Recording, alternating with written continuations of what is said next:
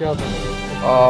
एक सड़क दुर्घटना हो गई है जिसमें एक ऑटो जो गोपीगंज से ज्ञानपुर की तरफ आ रहा था, उसमें चालक सहित 5 लोग सवार थे और एक ट्रैक्टर जो ज्ञानपुर से गोपीगंज की तरफ जा रहा था, उनकी सिंहपुर में आमने सामने एक टक्कर हो गई जिसमें 3 व्यक्तियों की अस्पताल आकर के मृत्यु हो गई और 2 लोग गंभीर रूप से घायल हैं, जिनको प्रथम उपचार के बाद उनको रेफर कर दिया गया है।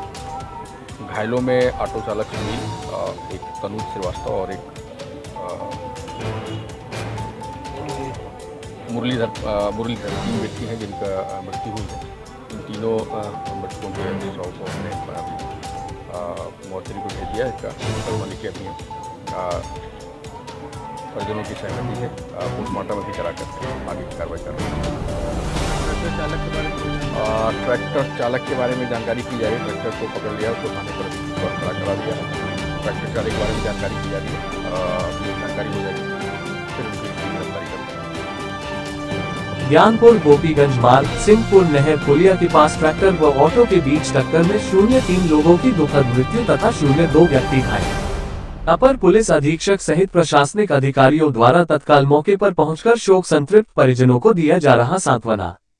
नमस्कार, आप देख रहे हैं उभरता समाचार।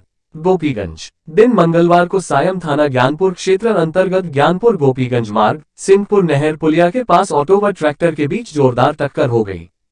उक्त सड़क दुर्घटना में गंभीर रूप से घायल ऑटो सवार कुल 05 व्यक्तियों को इलाज हेतु अस्पताल भेजने के दौरान रास्ते में 3 व्यक्तियों एक सुनील कुमार पांडेय पुत्र फूलचंद्र पांडेय निवासी सिंहपुर थाना ज्ञानपुर जनपद भदोही उम्र करीब 35 वर्ष 2 मुरलीधर दुबे पुत्र रामानुज दुबे निवासी वार्ड नंबर 5 करबला के सामने दुर्गागंज रोड थाना ज्ञानपुर जनपद भदोही उम्र करीब 55 वर्ष 3 अनुज श्रीवास्तव पुत्र गोविंद बिहारी श्रीवास्तव निवासी पुरानी बाजार थाना ज्ञानपुर जनपद भदोही उम्र करीब 42 वर्ष की दुखद मृत्यु हो गई है तथा शेष 2 लोग दीपक गुप्ता पुत्र बसंत गुप्ता निवासी पुरानी बाजार थाना ज्ञानपुर जनपद भदोही उम्र करीब 36 वर्ष व अनिल कुमार तिवारी पुत्र दया प्रसाद निवासी नैनी प्रयागराज राजस्व निरीक्षक तहसील ज्ञानपुर उम्र करीब 40 वर्ष इलाजरत है।